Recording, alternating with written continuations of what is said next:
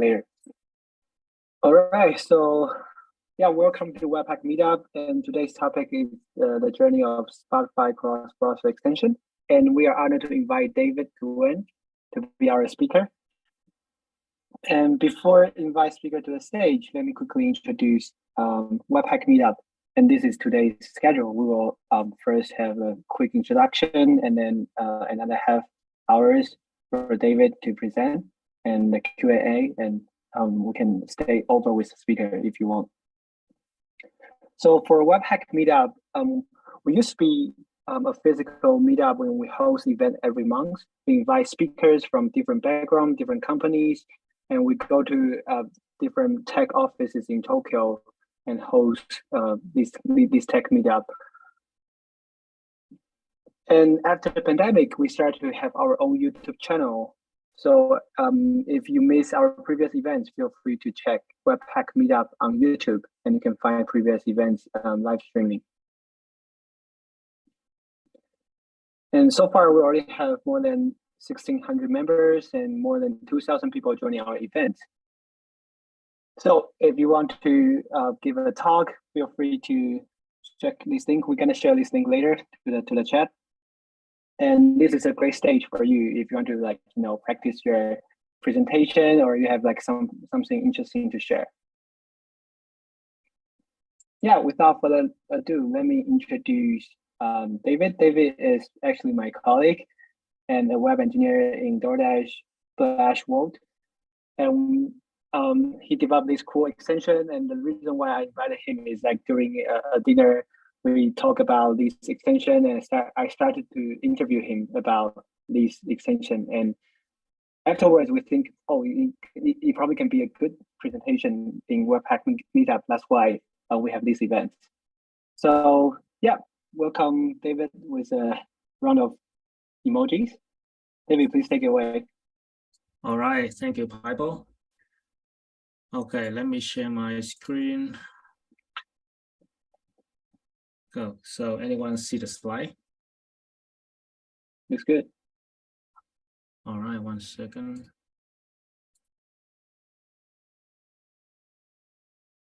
Okay, so all right. Welcome everyone to this episode. Today I'm going to talk about the journeys I built the Spotify extension. Before we start, let me introduce myself a bit. Okay, let's go.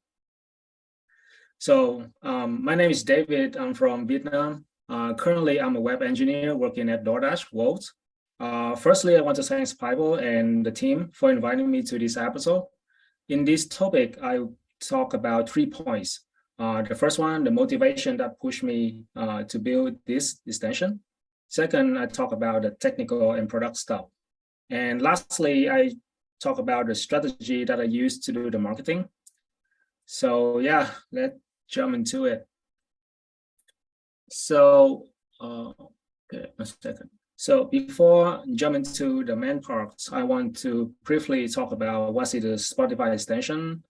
So Spotify extension is the remote control that allows you to control the Spotify application. You can take a look at the image on the right side to see what it looks like. Some basic functionalities such as play, pause, next, and previous song, and right-click to search the song by highlight the text, etc. And currently, it has more than 70,000 downloads worldwide and available on Chrome, Microsoft Edge, and Firefox store. You can visit the website that I attached on the slide to try that. So yeah, that's a Spotify extension. Next, I'm going to talk about the motivation that behind it. So the problem that Spotify extension is avoid switching the context. As a software engineers, we usually open a lot of software to support our works, such as the code editor, browser, and Slack, and etc.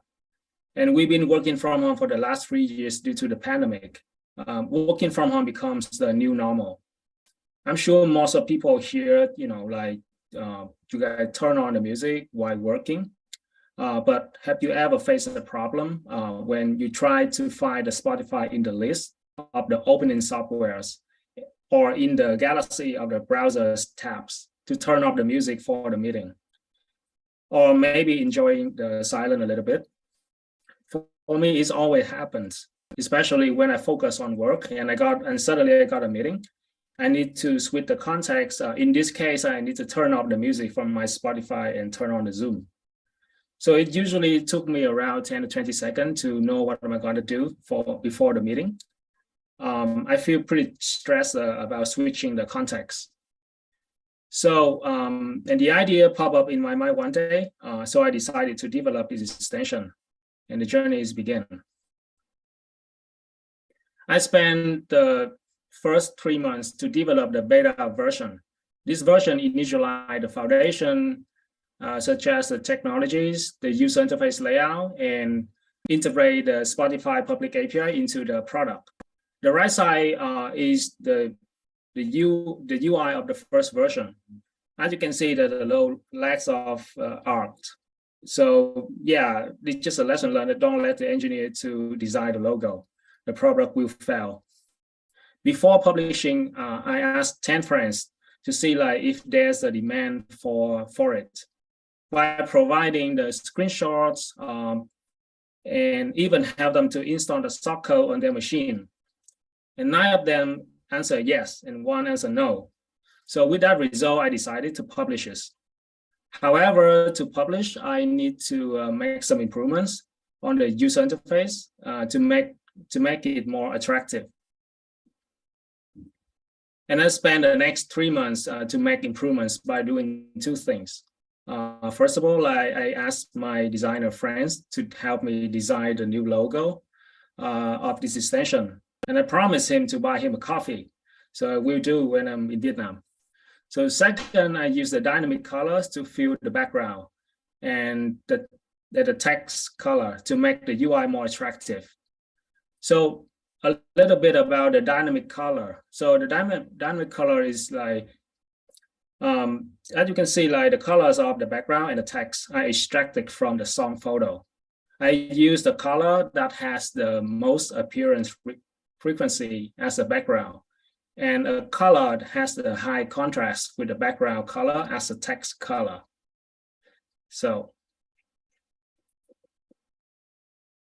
about the tech stack, I chose the popular tools that for front-end development, such as WebHack, TypeScript, and Jest, and etc. For the user interface, I decided to go with vanilla JS. Means I handle the user interface with the native DOM. Because I thought this is just a small plugin. Using the libraries like React.js, Vue or Angular, and etc. is a big overkill. So I decided to stick with the vanilla JS. So if you're interested in how those tools are set up, check the GitHub link there. Next, I will show you guys the video demonstrate the extension. All right.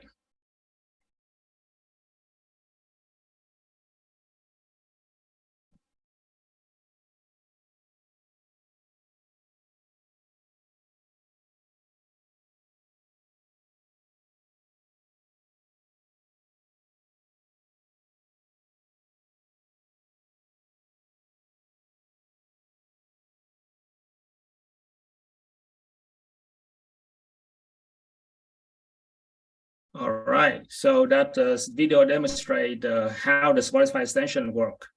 And during development, I encountered some technical and product challenges. So there are 3 main problems that I encountered.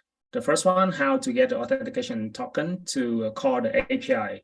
Second, I migrate the vanilla JS to Svelte. And lastly, I lost streaming server connection. So as you know, like to call the Spotify public API, I need to have the authentication token. That means you need to log in. And to get that token, Spotify provides the official way, but it requires some engineer efforts in defining the product cases. For example, like you need to set up the new app follow the Spotify procedure to have the app ID. Second, like defining the UI with a selected permission that user granted. what would happen if user doesn't grant permissions on their token? What will the UI look like? Because some APIs require specific permission. So at that moment, I just wonder if there is an easy way to do that. And I remember Spotify has the web player version. So my assumption was there is the API call to get the token. So I used the dev tool from Chrome to prove my assumption. And I investigated its API calls one by one. And I found the API get authentication token in the network tab of the dev tool. So I integrated that API into the extension, and it's worked like charm. Even so, I consider the official way to get the authentication tokens as a long-term solution. So probably I will use that in the futures. And the next problem is migrate vanilla JS into Svelte. So after release for some time, I've been receiving a lot of feature requests. Whenever I added the new features, some features require a lot of changes. Some features force me to re-architect the code base, which is really painful. Every time I do that, I'm scared of breaking existing features behavior due to lack of testing on the UI, on the user interface. So I decided to do a big move, migrate a whole extension using the UI framework. I consider two libraries like React and Svelte. And my concern with React is bundle size. So I created two small extensions. One used the React.js and one used the Svelte. And then eventually that I compared the bundle size of two libraries. As you can see in the table, the Svelte bundle size is pretty small compared with React. And the tech stack of the current version is like this. Only two things will change. The UI parts now using Svelte instead of vanilla JS. The second, I'm able to to test the user interface using the Svelte testing library. And the last problem is lost streaming server connection. So Spotify streaming server cut the connection after 5 minutes or more when the Spotify application is idle. How do I know that? So one day I paused the Spotify app for 5 minutes to do something else. And when I open the extension, it's displayed the left screen while the Spotify application is opening. And I also received a feedback from user about this case. They send an email directly to my personal email. It's happened quite often. So as you can see the images in the slide, when I open the extension, I expect it to display on the right side screen, but it displayed the left screen. After investigation, that I know that maintain connection between the streaming server and the client application is expensive. So cutting connection makes sense for Spotify. This is a problem I cannot control. So I cannot just ask Spotify, hey, just increase the timeout or something like that. They cannot do that.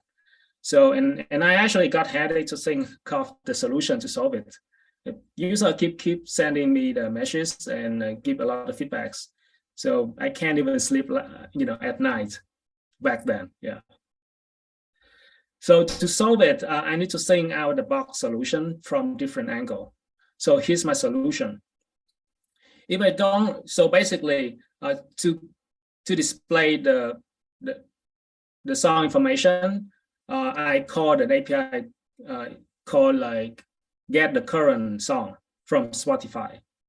And if I don't receive the current song information from the API, that's when I know the connection is cut. It's return no. So in this case, I call another API. So Spotify provides a second API. It's called a get recently played song. So I call that API, it returned the whole list of the recently played tracks. And then I pick a first one. And I display that song information. So as you can see in the images, the left side, my Spotify play On of Me song. But the connection in that moment was cut.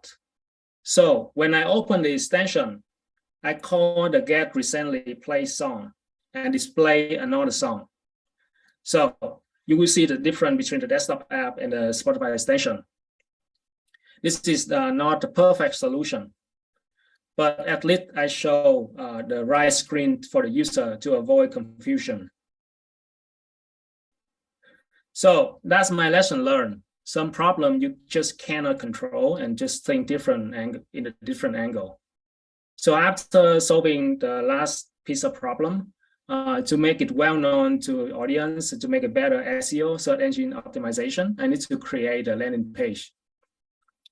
So in this slide, I'm going to talk about the importance of the landing page that can affect the product performance. So after publish the extension, I spent the next 1 month to develop the landing page for the extension. The first version is more technical, like a landing page of any open source project you found in the internet. For example, it shows the GitHub star, the number of downloads, the version number, and the user interface was pretty simple and the style was very poor. The user doesn't care about it, which make normal user doubt if this extension is reliable or not to install and use. So at that time, the number of downloads was around 150 on average a day. So after a couple of months, I decided to review the landing page due to it's so boring to look at. So, and this time I target on kind of user. I remove all of the technical terms, redesign the UIs, and I got inspired from Apple iPhone page. They're using a lot of colors in their product page, which is very cool. So after releasing the new landing page, I checked the number in the week after. It was surprisingly blown my mind. As you can see on the chart, the number of downloads was significantly increased around 3 times, and it's been stable at that number since then. So my assumption for this may be the previous version user interface make people feel not reliable to install.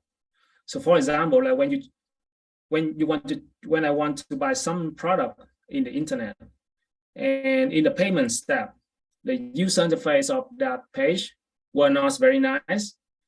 It's made me doubt, should I add my credit card to buy this product in this site? And probably not. And I ended up not buying that. I'm afraid that they can steal my information. So that's my 2 cents assumption.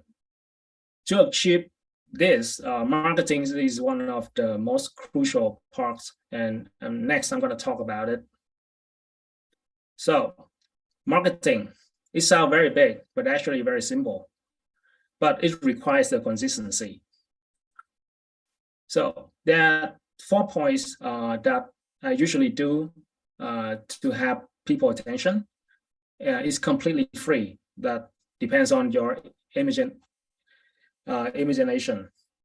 I think people don't, personally, I think that people don't like reading long text. So whenever I share, I always make it concise, very short.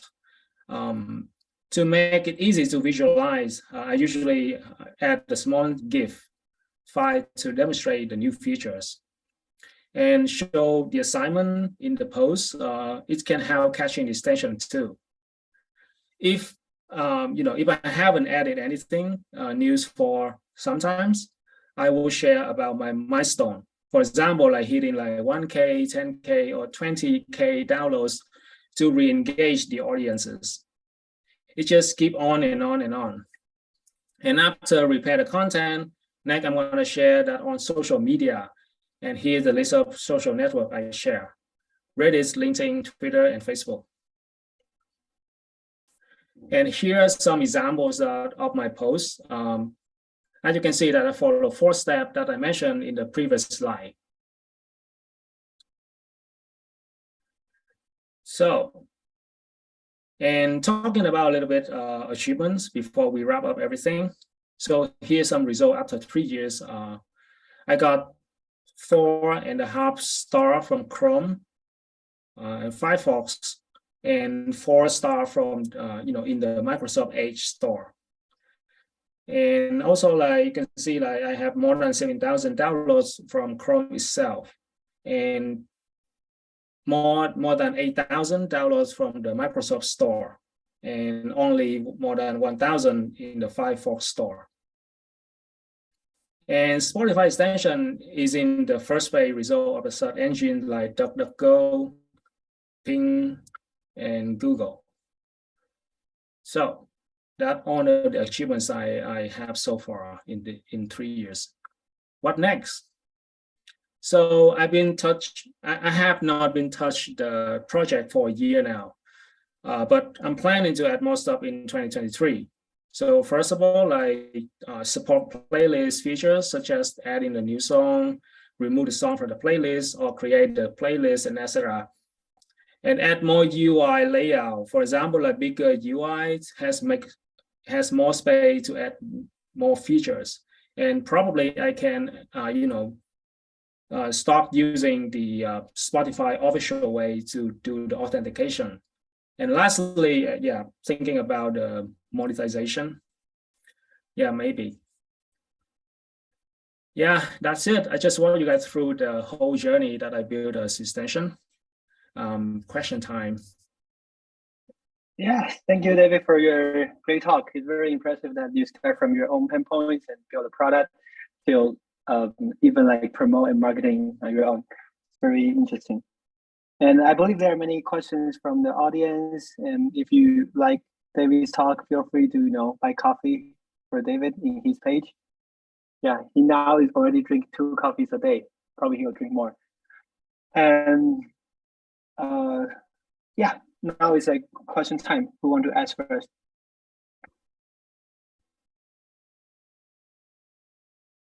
Feel free to just jump to the stage and open your microphone.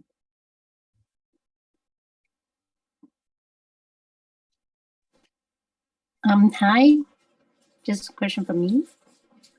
Hello. Yeah. Welcome. Oh, hi. Yeah. So for the upcoming steps, is there any like KPI for your goals? Say, for example, the number of users you want to aim at, or number of like repeating, I see. Like active user, something like that. Yeah, so for the next milestone, I'm thinking to hit 100,000 downloads, on time. And to achieve that, I think like I need to develop more features to add into the extension. Yep, that's my goal next year.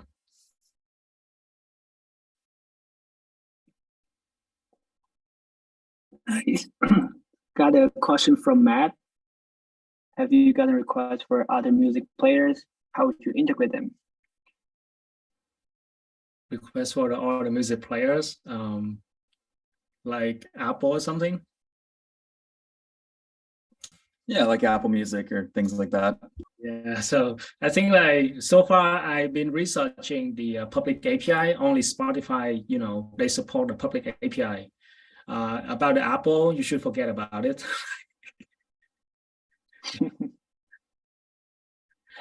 Yeah, when I published on the Chrome store, Firefox store, and Microsoft store, I've been thinking about to publish that in the Safari because in the last conference they decide to use the standard browser extension, but to publish to their store, I need to pay like $199 a year.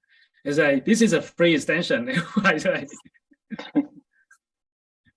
I really want to do that, but they stopped me. I see. You mentioned about like you keep getting like some feedback from users, and I'm wondering how did you collect user feedback? How do you talk to your users? Yeah, so basically, like when you hit a certain number, like watching the analytic numbers and also feedback, the comments on your Chrome's your Chrome extension or Firefox add-on become your habit, become your routine. So every day, like I wake up and I just open the website and see does anyone comments on my extension, and then I just collect that extension. Yeah. And I don't know why they find my email, and then I think like, yeah, but they send the email directly to my my personally email, and also like before we rebuild a new landing page, I also attached the GitHub link.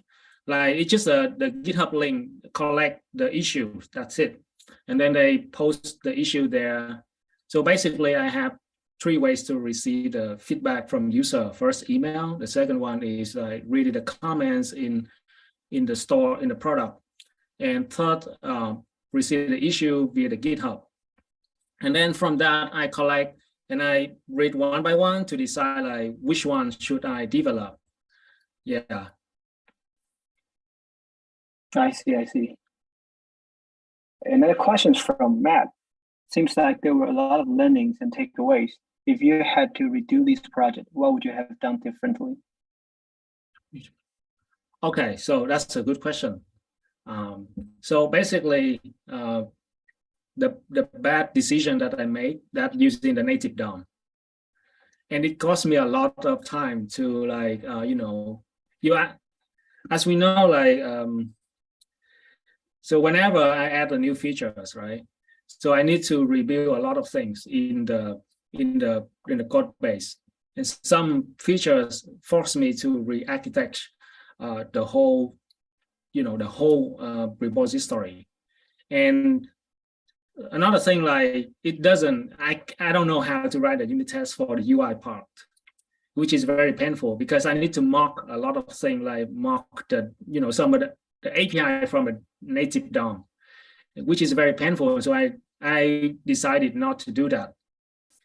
So if I have the option to choose again, I will go with the libraries at the beginning.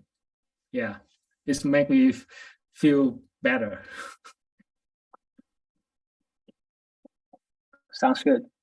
You also mentioned about building landing page is one of the key event that drive the growth, right? I'm wondering, like at the moment, how did you know rebuilding a landing page is the right move? Because you have other tasks you can do, right? You got some requests from your users, but how did you decide to rebuild the landing page first? Yeah, so I think like when you develop a product, you want to have something that show to the world like, hey, this is my extension. So that's the first thing come to my mind where I decided to develop the landing page. So as I mentioned, that the first version of the landing page is more technical. Like you show off like, okay, here's a cool thing about this extension. It uses one of the technologies, but user doesn't care about it. So, and also like after some time, I feel, okay, my landing page looks so ugly. So I decided to rebuild it again. This time I'm serious. And also like I keep in mind that, okay, the new landing page will be friendly for all of the user, not just engineer. And I'm gonna add, serious about the SEO, search engine optimization, to the landing page. And surprisingly, like, this result that I just cannot predict, and it's so crazy. It's like three times done before. Yeah, that's pretty impressive. Another question from Matt: how did you build this in such a way to support 3 major browsers? Okay, cool. That's really good question. Okay, so basically, browser extension is a standard. So owner of the browser need to follow that standard. So for example, Chrome extension, and basically browser extension using JavaScript, CSS, and HTML. That's it. I don't know what technologies you're going to use, but the outputs must be HTML, JS, and CSS. That's it. And so I divide. So basically, in my code base, I have 3 different build file, Webpack file. So whenever I release, I just run through 3 different commands. Okay, build for Chrome, build for Firefox, and build for Microsoft Edge. They're all the same, but the only difference is the API they use. For example, like in the browser extension, they have the background.js, and each of browser, they will use a different API. So in this case, Chrome and Microsoft Edge, they use the same API because, you know, the new Microsoft Edge using the Chromium's core. But Firefox is a different. So if you bring the API from Chrome to use in the Firefox, it never works. So I need to separate them into two different files. Yeah.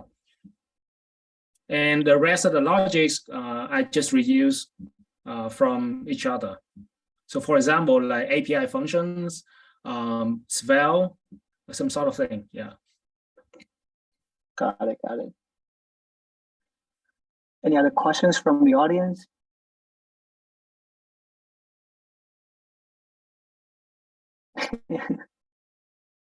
You can ask. I'm not even kidding. I've got more questions, but. Thanks, Matt.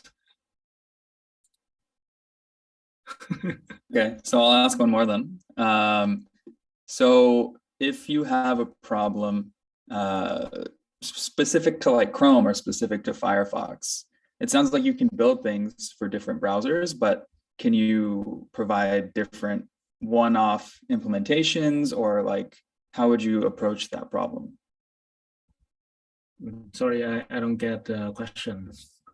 So if you had an issue where it wasn't working for Firefox users, but it worked fine for Chrome users, do you have the option of like fixing it, making specific changes for one browser? Yeah, like I said, like I actually can show you the source code right now. I think it's better. 1 second. Sorry about that. 1 second.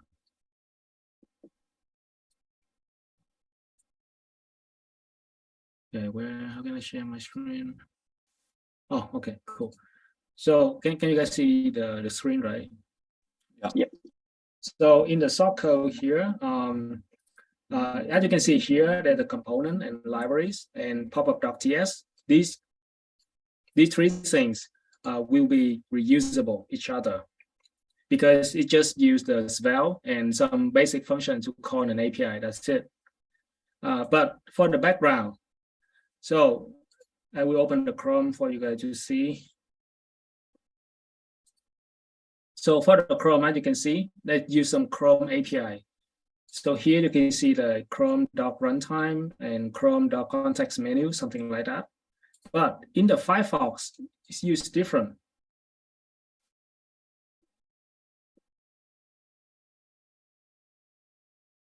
So in the Firefox, you can see it doesn't use the Chrome dot, but it uses the browser dot. So, so with that, the component libraries, let me just open a component for you. You can see it's very clear. So the app. So it's just Val. It's just Val. So basically, it will be run on browsers. And library as well. Library is just the symbol function. So as you can see, it's just a simple function. It can be reused cross browser. So only the background stuff is specific for each browser. So if it has a problem in the background, I can go in there and fix for each browser. Yeah, that's it.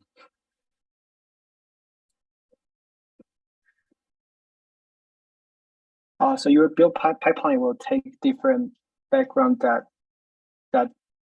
.ts file for different browsers, basically. Yeah, so let me show you this one in the public here. So basically, if you want to build a browser extension, you need to have this file, the manifest file.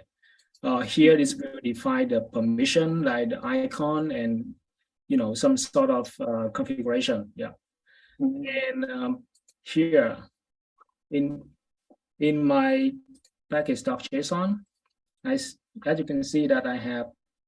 Let's see, this is the build command for each browser. So whenever I want to release, I need to run the app, Chrome and app Edge and app Firefox, and then I have to release one by one. Because because in the store, it requires you to upload the zip file. So I need to do that manually. Yeah. Got it. Interesting. Any other questions from the audience? Like about growing the product or marketing, things like that? It looks like the ranking of the search result for your extension is pretty high. Like, did you do any magic for SEO? Okay, I think like for the ranking, I didn't do anything special. I just sharing stuff. But I think like the most important thing here, like if you build the product good enough, like people will find you. Yeah. So I think like keep sharing, be patient and keep sharing. Hey, I got 1,000, 2,000, and then like, you are sharing. You have a list of the channel you are using to share, right? And like which channel is the most effective one? Did you track the like conversion or something like that? So I think like the most effective one is Facebook and also like Reddit. Yeah.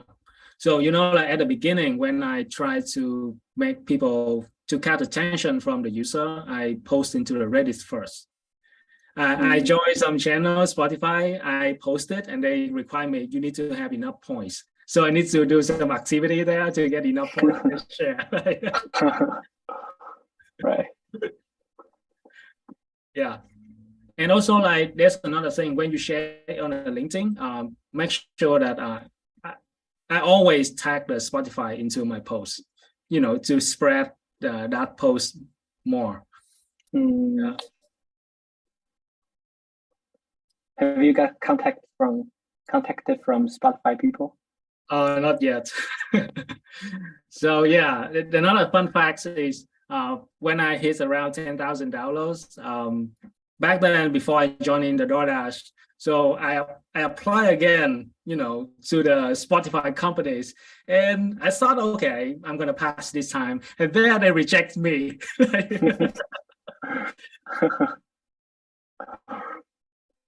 Okay, there's a question on the Zoom. How did you approach the UI UX design? Oh, it's a really good question. So basically, at the beginning, I don't know how it look like. What does it look like? So, you guys as a web engineer, you guys will know the material UI, right?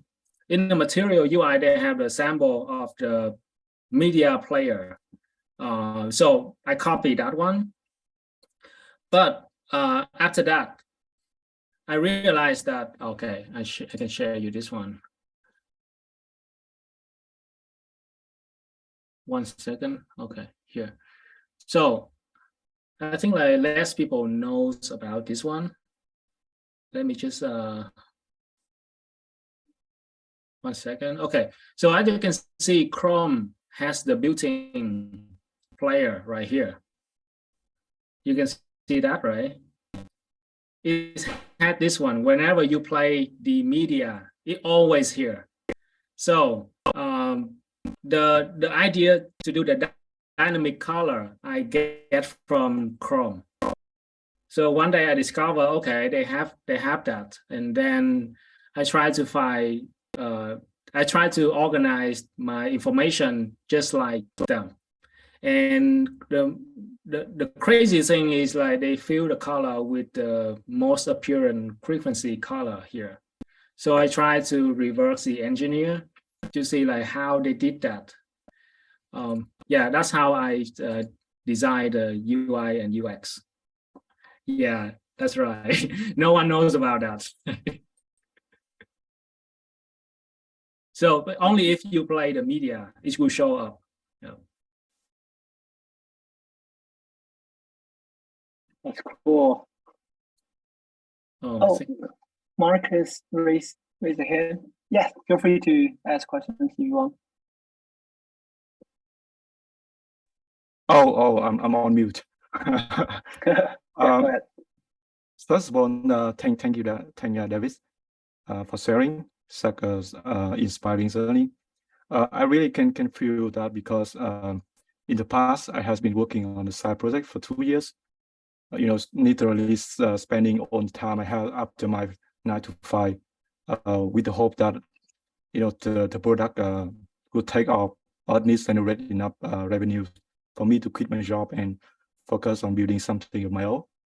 And it didn't happen that way.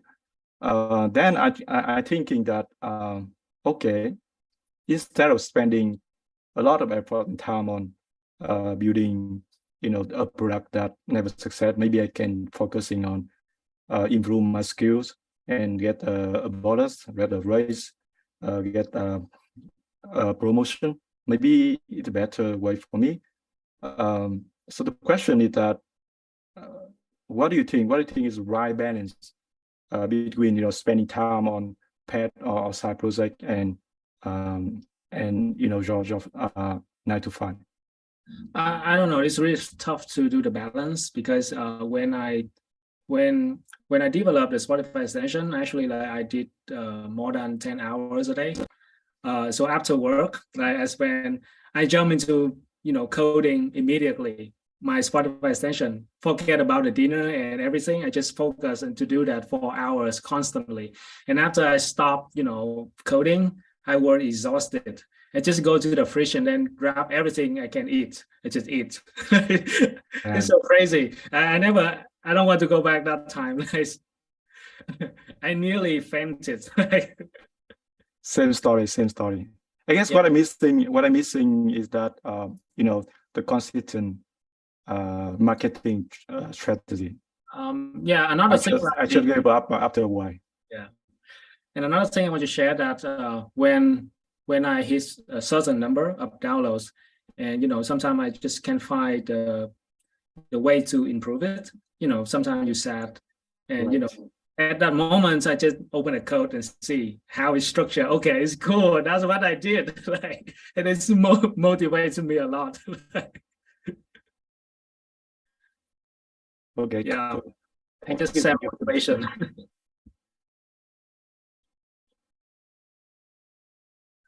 Having a teammate. I see. Okay, so there's a question. Yeah, let me say the question again because for some audience in the YouTube. So the question is, do you consider having a teammate in the future? And if you do you have any expectation for the person, like the skills or working style? So basically, in the beginning, I open sourced this project, and after 6 months, I realized that only myself, contribute to the source code. And the other contributor, I need to ask them, hey, you free? Can you contribute to this one? And then it's make more motivation, something like that. So I think for now, I don't know, but I closed the source code, and currently I'm not looking for the contributors. That's a short question.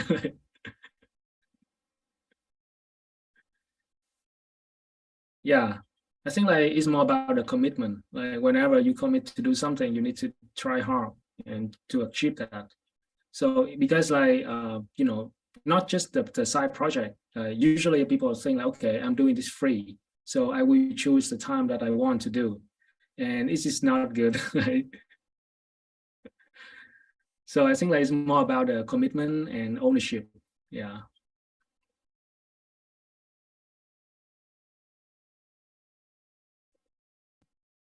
Yeah. Any other questions?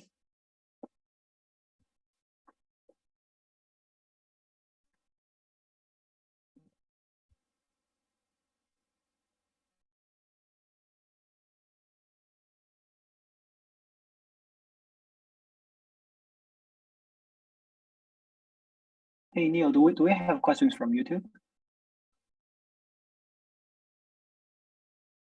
Give me a sec.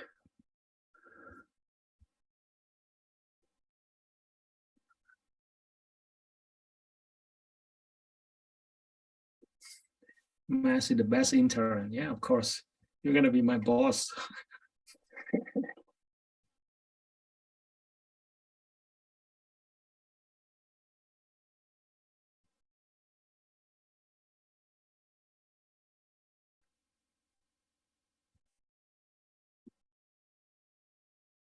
Question from YouTube.